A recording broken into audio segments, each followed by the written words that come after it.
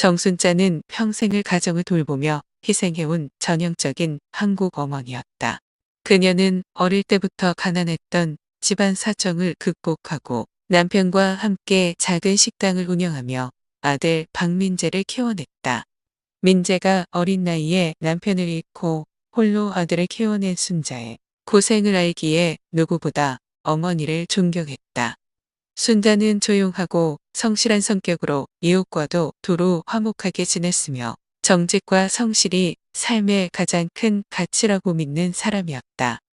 그런 그녀에게 가족은 삶의 이유나 다름없었다. 민재가 회사에서 실력을 인정받아 승진하고 결혼까지 하겠다고 선언했을 때 순자는 비로소 자신의 희생이 보상받는 것 같아 기뻤다. 그녀의 며느리 윤지영은 대기업 비서실에서 근무하던 유능한 여성으로 활달하고 자기 주장이 강한 성격이었다. 지영은 효율적이고 계획적인 생활 방식을 선호했지만 전통적인 가정 생활에는 크게 관심이 없었다. 민재와의 결혼을 결정하며 양가의 도움 없이 결혼식을 치르겠다고 선언한 것도 그녀의 독립적인 성향을 보여주는 사건 중 하나였다. 결혼 후 지영의 행동은 순자에게 종종 불편하게 느껴졌다. 명절 음식 준비를 소홀히 하거나 시어머니가 준비한 음식을 맛보지도 않고 다이어트 중이에요. 라며 거절하는 태도는 순자의 마음을 상하게 했다. 그러나 순자는 자신이 이해하지 못하는 세대 차이라고 생각하며 좋게 넘겼다. 요즘 애들은 다 이런가 보다. 순자는 민재에게 가정을 잘 이끌어달라는 마음을 전하며 스스로는 아들과 며느리의 가정에 깊이 개입하지 않기로 결심했다. 그러나 민재는 직장 업무로 인해 가정에 큰 신경을 쓰지 못하는 편이었고 자연스럽게 며느리와의 소통은 순자의 몫이 되었다.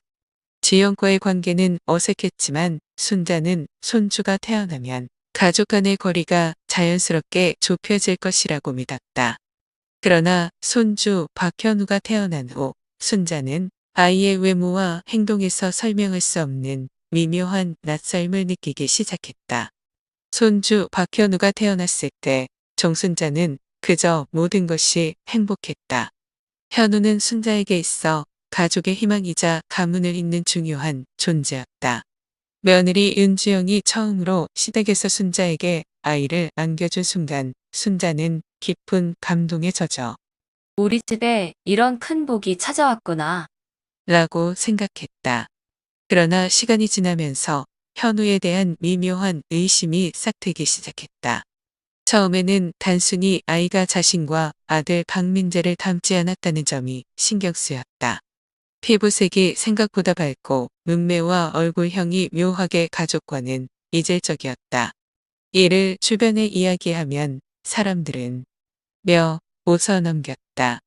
하지만 순자의 마음은 가벼워지지 않았다. 순자는 혹시나 하는 마음에 현우의 아기 사진과 민재의 어린 시절 사진을 나란히 놓아 비교해 보기도 했다. 물론 닮은 점이 없는 건 아니었지만 가족이라는 것을 확신할 정도로 강한 유사점은 찾을 수 없었다. 내가 너무 과민 반응을 하는 걸까? 순자는 스스로를 타일렀다. 아들이 며느리와 더 좋은 관계를 맺을 수 있도록 자신이 나서서 문제를 만들면 안 된다고 생각했다. 하지만 또 다른 의심의 씨앗이 심어진 것은 며느리의 한 친구와의 대화에서였다. 어느 날 지영의 직장 동료인 한 여성이 집에 들러 순자와 이야기를 나누던 중에 지영 씨가 김 부장님하고도 워낙 친했죠. 지영 씨 결혼 전에도 참 많이 챙겨주셨잖아요. 라고 말했다.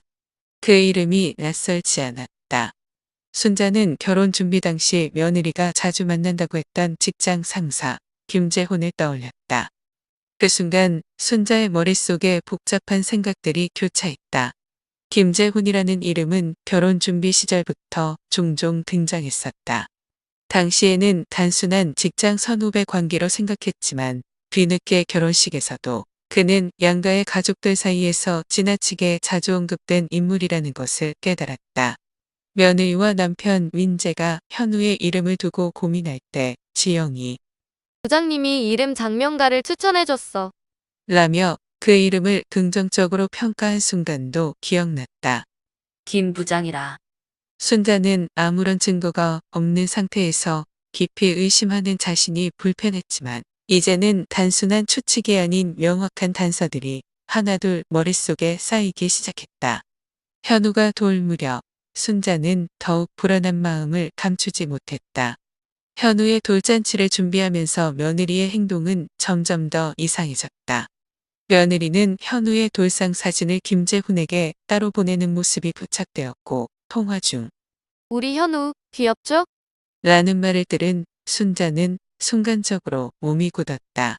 며느리는 친정에서도 돌잔치에 관한 이야기를 하는 와중에 김재훈의 이름을 자연스럽게 언급하며 김 부장님이 보내주신 아기 옷 너무 예쁘죠? 라고 자랑스레 말했다. 순자는 어쩐지 그 옷이 자신에게는 눈의 가시처럼 느껴졌다. 그러던 어느 날 며느리가 잠시 외출한 사이 순자는 집을 청소하던 중 서랍에 놓인 봉투 하나를 발견했다.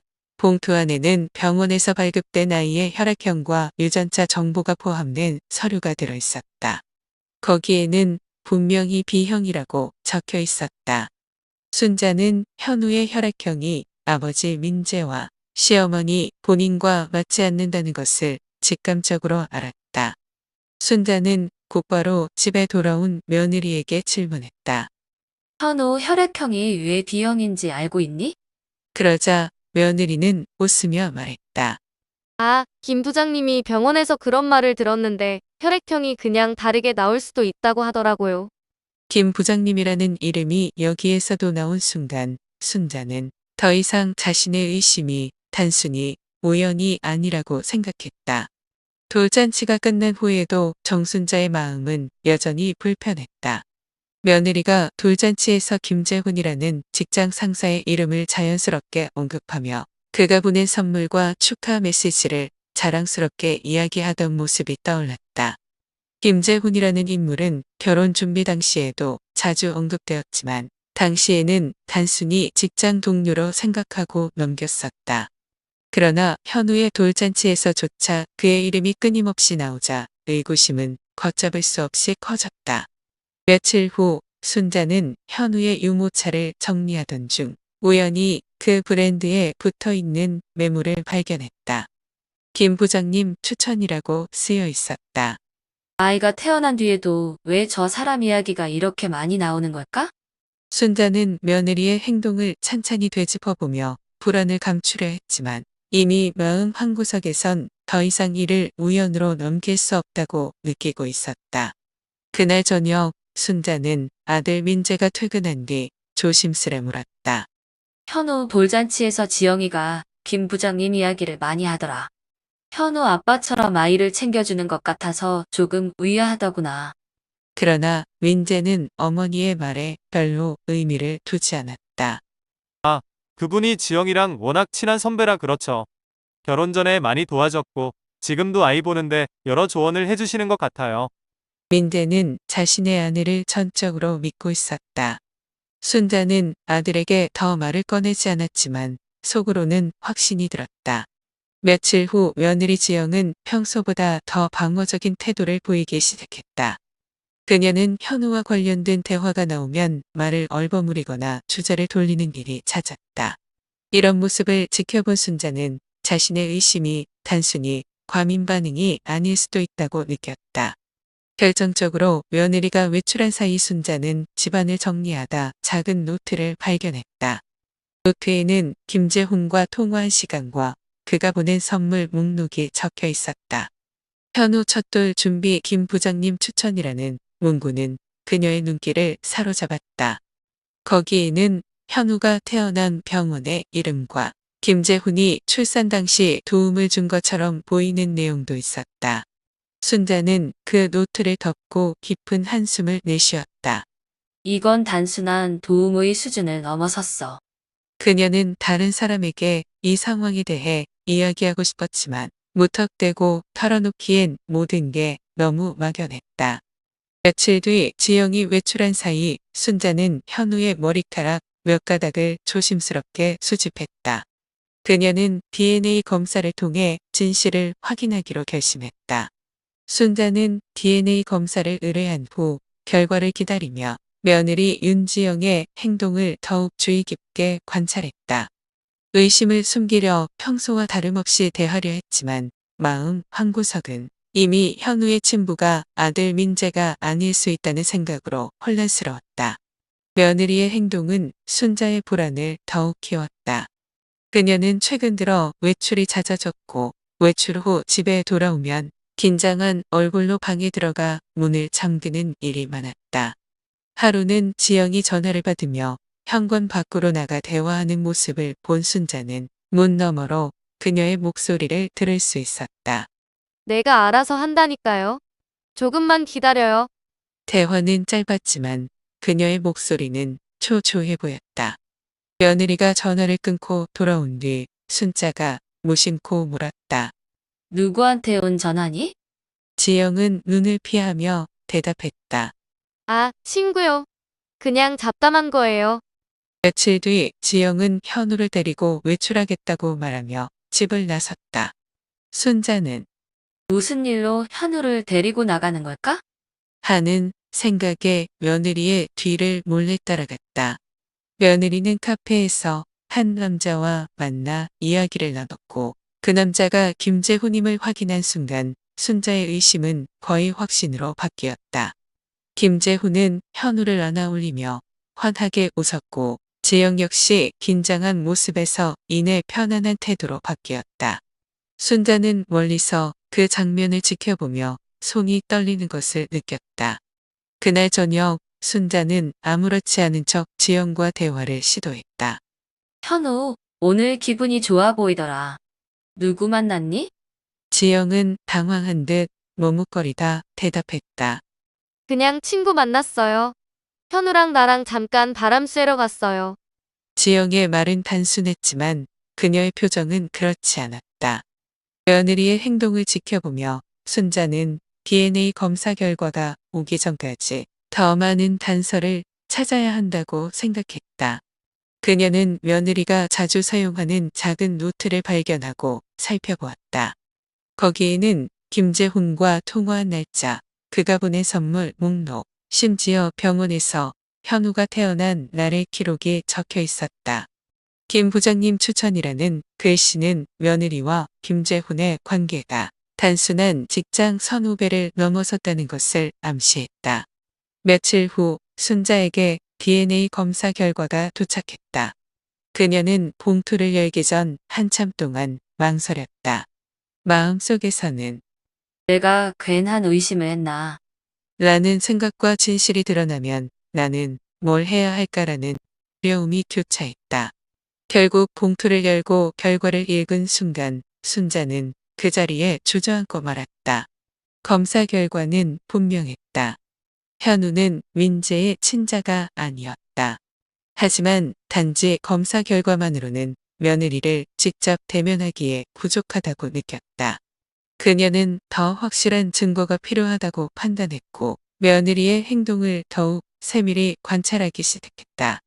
며칠 후 며느리 윤지영은 평소와 달리 현우를 시어머니에게 맡긴 채 혼자 외출하겠다고 말했다. 잠깐 친구를 만나러 갈게요. 금방 다녀올게요. 지영이 집을 나서자 순자는 그녀가 다녀온 흔적을 다시 한번 정리하겠다고 말하며 방으로 들어갔다. 며느리의 서랍을 열어보던 순간 순자는 눈에 띄는 두 개의 물건을 발견했다. 하나는 병원에서 발급된 서류였고 다른 하나는 사진 한 장이었다. 서류에는 현우의 출생 기록이 상세히 적혀 있었다. 순자는 아들의 이름인 박민재가 기재되어 있어야 할 곳에 김재훈이라는 이름이 적힌 것을 보고 머릿속이 하얘졌다. 서류의 구석에는 긴급 보호자라는 설명과 함께 김재훈의 연락처가 명확히 적혀 있었다. 사진은 더욱 충격적이었다. 사진 속에서 지영은 갓 태어난 현우를 품에 안고 있었고 그 옆에서 김재훈이 웃으며 두 사람을 바라보고 있었다. 사진 뒷면에는 현우와 함께한 첫 순간 잊지 못할 시간입니다. 김재훈이라는 문구가 적혀 있었다. 순자는 사진을 내려놓으며 손이 떨리는 것을 느꼈다. 이제야 모든 퍼즐이 맞아떨어진다. 사진과 서류는 이미 강력한 증거였다. 그러나 순자는 단지 이것만으로 충분하지 않다고 생각했다. 그녀는 김재훈과 지영의 관계를 완전히 폭로하려면 그들의 최근 대화나 행동을 파악해야 한다고 느꼈다. 며느리가 외출을 마치고 돌아온 뒤 순자는 태연한 척하며 물었다. 어디 다녀왔니? 현우는 지금 자고 있단다. 지영은 당황한 듯 고개를 끄덕이며 답했다. 그냥 친구 만나서 잠깐 이야기했어요. 그러나 지영의 표정은 분명 평소와 달랐다. 그녀는 어딘가 불안한 듯 행동했고 대화를 서둘러 끝내려고 했다. 이후 며느리의 방에 남겨진 물건들을 다시 살펴보던 순자는 그녀의 노트북에 로그인을 시도했다. 다행히 비밀번호는 복잡하지 않았고 순자는 지영이 최근 보낸 이메일과 메신저 기록을 확인할 수 있었다. 거기에는 김재훈과 주고받은 메시지가 남아 있었다. 현우는 잘 크고 있어요. 다음에 또 만나서 이야기 나눠요. 고마워요. 모든 게 당신 덕분이에요. 이 메시지들은 두 사람이 여전히 깊은 관계에 있음을 암시했다. 순자는 모든 자료를 정리하며 이제는 며느리와 직접 대면해야 할 때라고 생각했다. 순자는 사진, 병원 서류, 그리고 김재훈과 주고받은 메시지까지 모든 단서를 손에 넣고도 쉽게 며느리와 대면할 용기를 내지 못했다. 이 모든 사실이 드러나면 가족이 완전히 무너질 수도 있다는 생각에 밤잠을 이루지 못했다. 그녀는 그동안 참아왔던 감정들이 폭발할 듯 차오르는 것을 억누르며 모든 일을 어떻게 처리해야 할지 고심했다. 며칠 동안 정순자는 가족 모임에서 모든 증거를 터뜨릴 결심을 했다. 그녀는 그동안 며느리 윤지영의 뻔뻔한 태도와 아들 민재의 무조건적인 신뢰를 보며 더는 진실을 숨길 수 없다고 생각했다. 순자는 이 자리가 가족의 신뢰를 바로 세울 마지막 기회라고 느꼈다. 모임 당일 집안 분위기는 평소처럼 화기애애. 가족들은 식탁에 둘러앉아 정성스럽게 준비된 음식을 나누며 모든 꽃을 피웠다. 지영은 여느 때처럼 밝은 표정으로 이야기를 주도하며 시어머니가 준비한 음식들을 칭찬했다. 그녀는 전혀 상황을 눈치채지 못한 듯 평소와 다름없이 자연스럽게 행동했다. 민재 역시 아내의 밝은 모습에 미소를 지으며 분위기를 즐기고 있었다. 하지만 정순자는 식사가 끝날 때까지 속마음을 드러내지 않았다. 그녀는 분이 차를 한 모금 마신 뒤 자리에서 일어나 조용히 입을 열었다. 오늘 이 자리에 모인 이유가 있어. 내가 중요한 이야기를 해야 해서다. 그녀의 갑작스러운 발언에 가족들은 의아한 표정을 지었고 민재가 먼저 물었다. 어머니, 무슨 일이신데요? 지영도 약간 긴장한 듯 웃으며 말했다. 어머니, 갑자기 왜 그러세요? 무슨 심각한 이야기를 하려고 하시는 거예요? 정순자는 대답 대신 준비해온 봉투를 꺼내 식탁 위에 올려놓았다. 여기 있는 자료들을 보면 알게 될 거다. 모두 내가 직접 확인한 것들이야. 봉투 안에는 현우의 DNA 검사 결과, 병원 서류, 그리고 지영과 김재훈의 사진이 담겨 있었다. 순자는 서류를 꺼내며 차분히 말했다. 민재야, 현우는 내 아들이 아니다. 그 한마디가 떨어지자마자 식탁 분위기가 얼어붙었다. 민재는 어머니를 놀란 눈으로 바라보며 믿지 못하겠다는 표정을 지었다. 어머니, 그게 무슨 말씀이세요? 현우가 제 아들이 아니라고요? 순자는 차분히 서류를 건넸다. 여기 DNA 검사 결과가 있다. 그리고 병원에서 발급된 서류도 현우가 태어났을 때 너 대신 긴급 보호자로 적힌 이름은 김재훈이라는 사람이야. 지영은 순간적으로 서류를 낚아채듯 가져가며 강하게 부정했다. 이게 다 무슨 말도 안 되는 소리예요? 어머니, 대체 이걸 어디서 구하신 거예요?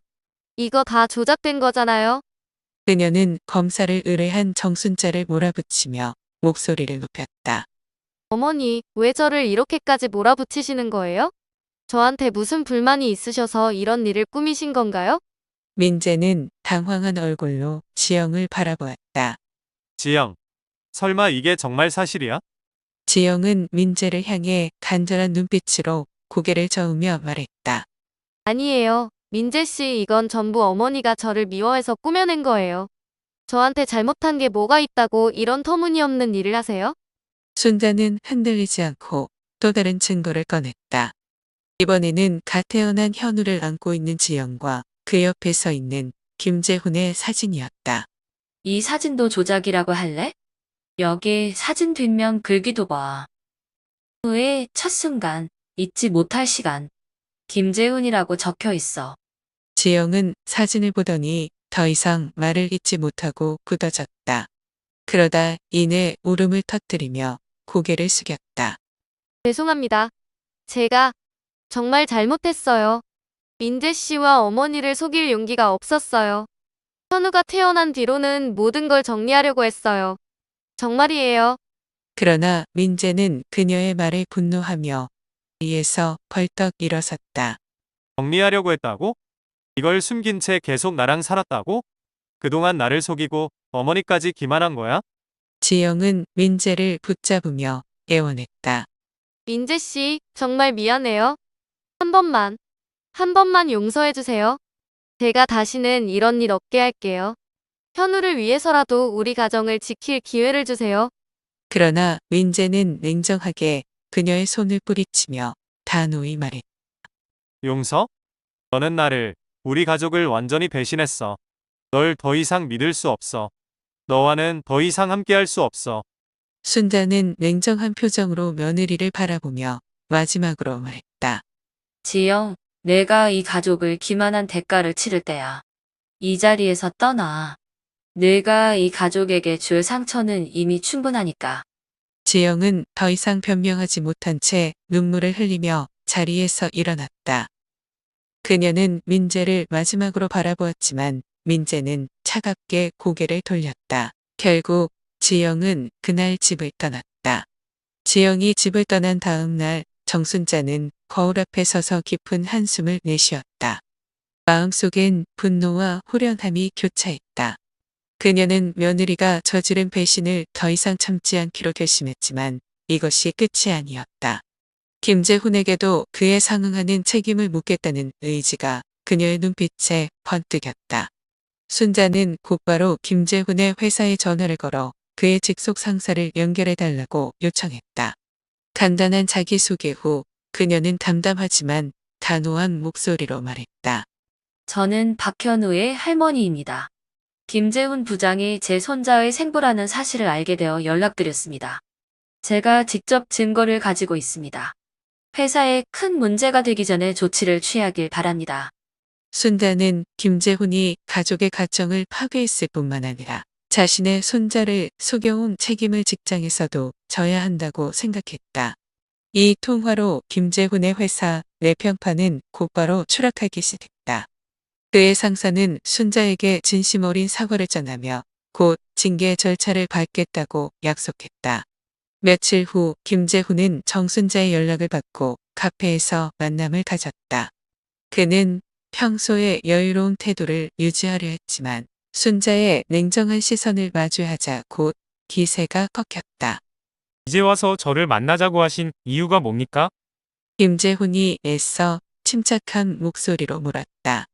순자는 그의 눈을 똑바로 바라보며 말했다. 당신은 내 손주의 생부라는 사실을 알면서도 우리 가족을 기만하고 지영과 몰래 관계를 이어왔지. 그동안 감춰온 잘못의 대가를 치를 준비는 되어 있나? 김재훈은 뻔뻔하게 웃으며 말했다. 박 여사님, 그건 과거의 일이잖아요. 지금 와서 제가 어떻게 해야 만족하시겠습니까? 순자는 한숨을 내쉬며 테이블 위의 사진과 서류 복사본을 꺼냈다. 이걸 법원에 제출하면 당신의 이름이 세상에 알려질 거다. 회사에도 이 모든 사실을 알렸어. 손자의 양육비와 사과를 포함해 책임질 준비를 하는 게 좋을 거야. 그게 아니라면 더 큰 대가를 치를 준비를 하라고. 김재훈은 순간 당황했지만 순자의 단호한 태도에 결국 고개를 숙이고야 말았다. 제가 너무 큰 잘못을 했습니다. 제가 해야 할 책임을 다하겠습니다. 정순자는 법적 대응도 철저히 준비했다. 그녀는 현우의 친부인 김재훈에게 법적으로 양육비를 청구하는 소송을 진행했다. 법정에서 순자는 직접 증거를 제시하며 김재훈이 생부로서 현우를 책임져야 한다고 주장했다. 김재훈은 결국 순자의 주장에 이의를 제기하지 못하고 양육비 지급에 동의했다. 하지만 순자는 단순히 금전적인 보상만을 원한 게 아니었다. 그녀는 김재훈이 자신의 잘못을 명확히 인정하고 앞으로 현우의 삶에서 절대로 방해가 되지 않겠다는 서약서를 작성하도록 요구했다. 현우는 내가 필요 없는 아이야. 내가 해줄 수 있는 건 오직 한 가지. 조용히 내 잘못을 책임지는 것뿐이다. 몇 주 뒤 지영이 정순자를 찾아왔다. 그녀는 말끔히 정리된 옷차림으로 무릎을 꿇고 눈물을 흘리며 말했다. 어머니, 정말 죄송합니다. 민재 씨를 잃은 것도, 현우를 떠나야 하는 것도 모두 제 잘못이에요. 하지만 현우를 한 번만 만나게 해주시면 안 될까요? 순자는 냉정한 목소리로 대답했다. 지금 와서 무슨 염치로 현우를 만나겠다고 하는 거니? 내가 현우의 엄마로서 할 수 있는 건 그 아이를 위해 조용히 사라지는 거야. 지영은 끝내 설득하지 못하고 눈물을 흘리며 돌아섰다. 순자는 현우를 생각하며 마음이 아팠지만 그 아픔이 손주를 지키기 위한 결단을 더 굳게 만들었다. 시간이 지나면서 민재와 정순자는 현우와 함께 새로운 삶을 준비하기 시작했다. 민재는 어머니의 도움으로 혼란스러운 시간을 이겨내며 점차 아버지로서의 책임을 다하기 위해 노력했다. 정순자는 손주를 위해 최선을 다하며 가족의 화목을 다시 되찾았다. 현우야, 할머니가 항상 내 곁에 있을 거란다. 순자는 현우의 손을 잡으며 다짐했다. 그리고 그 다짐은 이 가족을 지키는 중심이 되었다. 시간은 모든 상처를 조금씩 아물게 했다. 지영이 떠난 후 민재는 한동안 큰 혼란 속에 빠졌다. 자신이 믿었던 아내의 배신과 손주의 출생 비밀은 그의 마음을 깊이 찔렀지만 그는 손주를 위해 자신을 다잡기로 했다. 정순자는 그런 아들에게 든든한 버팀목이 되어 주었다. 민재는 일에 매진하며 차분히 자신의 삶을 다시 정리하기 시작했다. 손주 현우는 정순자의 보살핌 속에서 밝고 건강하게 자랐다. 민재는 시간이 흐를수록 현우와의 관계를 더욱 돈독히 했다. 현우야, 아빠가 너와 함께 있어줘서 정말 행복해. 너는 아빠의 전부란다. 현우는 그런 민재를 보며 해맑게 웃었다. 그 미소는 민재에게 앞으로 나아갈 힘이 되어 주었다. 정순자는 손주를 위해 모든 에너지를 쏟았다. 그녀는 아이가 힙을 느끼지 않도록 따뜻한 환경을 만들어 주려고 애썼다. 할머니는 내가 행복하기만 하면 돼. 어떤 어려움도 우리가 함께라면 이겨낼 수 있어. 그녀는 현우를 바라보며 다짐했다. 또한 정순자는 손주의 정체성을 혼란스럽게 만들지 않기 위해 김재훈과 관련된 모든 흔적을 철저히 지웠다. 현우가 자라서도 그 이름을 알 필요가 없도록 만들었다. 대신 현우가 민재의 아들로서 떳떳하게 사랑할 수 있도록 사랑과 헌신으로 가득한 시간을 보냈다. 몇 달 뒤 지영은 마지막으로 민재에게 편지를 보냈다. 그녀는 편지에서 자신의 잘못을 깊이 뉘우치며 현우에게는 더 이상 나타나지 않겠다고 약속했다. 현우가 밝게 자랄 수 있다면 제가 희생하는 것이 맞다고 생각합니다. 민재 씨와 어머니께 진심으로 사죄드립니다. 저는 이제 제 삶을 정리하며 조용히 살겠습니다. 민재는 그 편지를 읽고 잠시 복잡한 마음이 들었지만 그 편지를 태워버렸다. 그는 자신과 가족의 새로운 시작에만 집중하기로 했다. 몇 년이 흐르면서 가족은 평화를 되찾았다. 현우는 학교에서도 활발하고 친구들에게 사랑받는 아이로 자랐다. 민재는 직장에서 안정된 위치에 올랐고 정순자는 손주의 성장 과정을 지켜보며 만족스러운 미소를 지었다. 어느 날 정순자는 손주와 공원에서 산책을 하며 말했다. 현우야, 할머니는 내가 자라서 무엇이 되든 항상 내 편이란다. 우리 현우가 세상에서 제일 멋진 어른으로 자라길 바래. 현우는 그런 할머니의 말을 이해하지 못했지만 그녀의 손을 꼭 잡으며 환하게 웃었다. 정순자는 가족의 복잡했던 과거를 하고 앞으로 나아가는 법을 배웠다. 아들과 손주를 위해 그녀는 강해질 수밖에 없었고 그 과정에서 자신 또한 성장했다. 가족이란 때로는 가장 큰 상처를 주지만 결국에는 그 상처를 함께 치유해주는 존재다. 정순자는 홀로 뜨거운 차 한 잔을 마시며 그렇게 속으로 중얼거렸다. 그리고 그녀는 또다시 내일을 준비하며 환한 미소로 손주를 맞이할 준비를 했다. 그렇게 정순자와 민재는 새로운 가정을 만들어가며 어려움을 극복했습니다. 배신과 상처를 겪었지만 서로를 지키기 위해 선택한 용기와 사랑이 결국 이 가족을 일으켜 세웠습니다. 가족이란 완벽하지 않을 수도 있습니다. 때로는 배신과 오해로 무너질 것 같아도 다시 세워가는 노력과 진심이 있다면 회복할 수 있습니다. 여러분, 오늘 이야기에서 얻은 교훈이 있다면 가족과의 관계를 되돌아보는 시간이 되었으면 좋겠습니다. 가족은 이해와 용서로 만들어가는 인생의 가장 큰 선물입니다. 여기까지 함께 해주셔서 감사합니다. 이야기 속 진실과 감동이 여러분의 마음에 닿 바랍니다. 좋아요와 구독, 알림 설정 잊지 말아주세요. 다음 이야기에서 또 뵙겠습니다.